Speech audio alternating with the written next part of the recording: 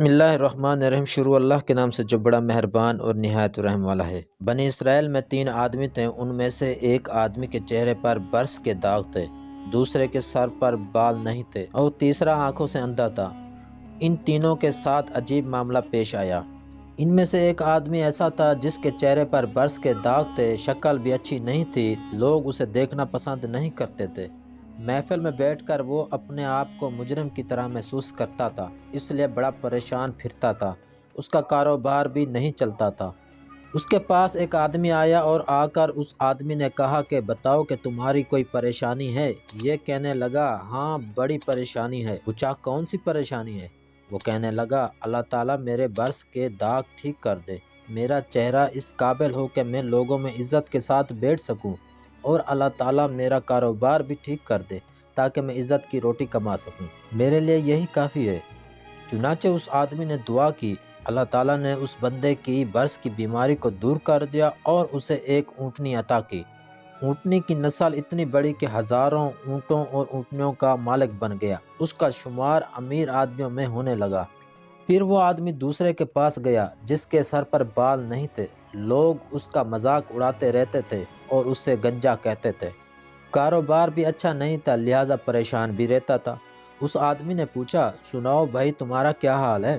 وہ کہنے لگا بس ایک تو سر پر بال نہ ہونے کی وجہ سے پریشان ہوں اور دوسرا کاروبار نہ ہونے کی وجہ سے پریشان ہوں۔ اس آدمی نے کہا اچھا اللہ تعالیٰ تمہارے سر پر خوبصورت بال اگا دے کہ تم دیکھنے میں خوبصورت نظر آؤ، اور اللہ تعالیٰ تمہیں اچھا کاروبار عطا کرے۔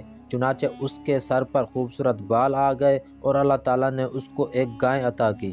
گائے کی نسل اتنی بڑی کہ ہزاروں گایوں کا وہ مالک بن گیا اور وقت کے بڑے امیر آدمیوں میں اس کا شمار ہونے لگا۔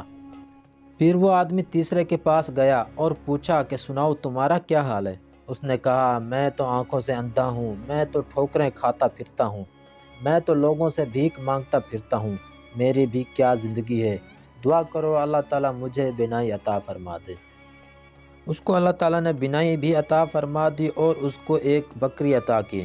اس بکری کا ریوڑ اتنا بڑا کہ وہ ہزاروں بکریوں کا مالک بن گیا، اس کا شمار بھی امیر کبیر آدمیوں میں ہونے لگا۔ لوگوں میں بڑے چرچے، بڑی عزتیں کہ فلاں تو چودھری صاحب ہے، فلاں تو نواب صاحب ہے۔ کئی سال ان نعمتوں میں گزر گئے، ان کا رہن سہن امیرانہ بن گیا، بڑے نوکر چاکر ہو گئے، دنیا کے مکان و محل بنا لیے تھے، بڑی عزتوں کی زندگی گزارنے لگے اور وقت کے ساتھ ساتھ غفلت کا شکار ہو گئے۔ جب کافی عرصہ گزر گیا تو وہی فرشتہ پہلے کے پاس آیا اور کہنے لگا میں محتاج ہوں، میں غریب ہوں، میں آپ کے پاس آیا ہوں۔ ایک وقت تھا جب آپ کے پاس کچھ نہیں تھا، اللہ تعالیٰ نے آپ کو سب کچھ عطا کر دیا، آپ مجھے اسی اللہ کے نام پر کچھ دے دیں۔ یہ سن کر اس آدمی کو بڑا غصہ آیا اور کہنے لگا تم نے یہ کیوں کہا کہ ایک وقت تھا جب تمہارے پاس کچھ نہیں تھا؟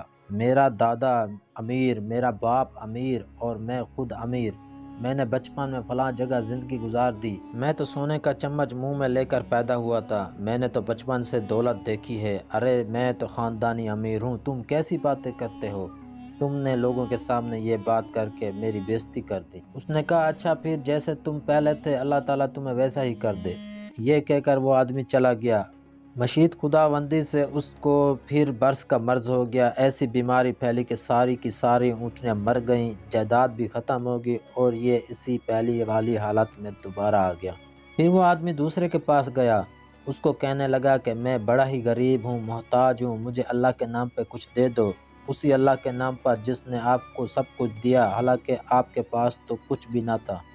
وہ کہنے لگا تم نے کیسی بات کی ہے؟ ارے میں بڑا عقل مند آدمی ہوں، دنیا مجھے بڑا بزنس مین کہتی ہے، دنیا میرے فیصلے تسلیم کرتی ہے، میں نے فلاں کاروبار کیا، ایسا سودا کیا کہ مجھے اتنی بچت ہوئی، فلاں سودا کیا اتنی بچت ہوئی، میاں محنت سے کمایا ہے، بغیر محنت کے کچھ نہیں ملتا، تم ویسے ہی چل کر آ گئے ہو، بھوکے ننگے بن کر، تمہیں کیسے مل سکتا ہے؟ میں نے یہ محنت کی کمائی کی ہے، کوئی آسمان سے ویسے نہیں گر گیا، ہم نے دن رات اس کے پیچھے محنت کی تب ہمیں یہ ملا۔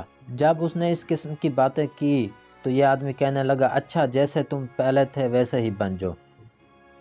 پھر اللہ تعالیٰ نے ویسا ہی کر دیا۔ جب اس نے بد دعا کر دی تو اس کی گائیں سب کی سب مر گئیں، جائیدادیں نقصان کا شکار ہو کر ہاتھوں سے نکل گئیں، اس کے سر کے بال بھی گر گئے، جس حالت میں پہلے تھا ویسے ہی ہو گیا۔ پھر وہ تیسرے آدمی کے پاس گیا اور اس سے جا کر کہا کہ میاں میں محتاج ہوں، میں غریب ہوں، مجھے کچھ دے دو، اسی اللہ کے نام پر جس نے آپ کو سب کچھ دیا، حالانکہ آپ کے پاس تو کچھ بھی نہ تھا۔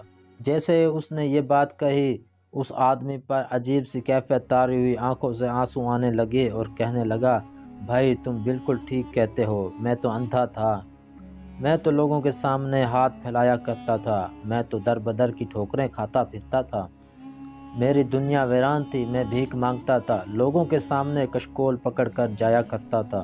ایک دفعہ کوئی خدا کا بندہ آیا، اس نے دعا کر دی، میرے رب نے مجھے آنکھوں کی بینائی عطا کر دی اور ایک بکری ایسی دی جو اتنی برکت والی تھی۔ یہ سب میرے مولا کی دین ہے، میرے پاس اپنا کچھ نہیں تھا، یہ کسی کی دعا لگ گئی۔ آج دیکھو دونوں پہاڑوں کے درمیان جتنا ریوڑ نظر آتا ہے، یہ سب میرے مولا کا کرم ہے۔ میرے دوست تم اس اللہ کے نام پر مانگنے کے لیے آئے ہو، میرا ریوڑ تمہارے سامنے ہے، تم جتنا چاہو لے سکتے ہو، میں اپنی اوقات کو کیوں بھولوں، میں تو وہی اندھا ہوں، میرے مولا نے مجھ پر کرم کیا۔ اس اجنبی شخص نے کہا کہ تمہیں مبارک ہو، میں تو اللہ کا فرشتہ ہوں، اللہ تعالیٰ نے مجھے تم 3 بندوں کے پاس امتحان کے لیے بھیجا تھا۔ 2 بندے اپنی اوقات کو بھول گئے اور ان سے پروردگار نے نعمتوں کو واپس لے لیا، مگر تم نے اپنی اوقات کو یاد رکھا، جا اللہ تیری عزت میں اور مال میں اضافہ فرمائے۔ چنانچہ یہ آدمی بنی اسرائیل کے بڑے بڑے عزت والوں میں سے بن گیا۔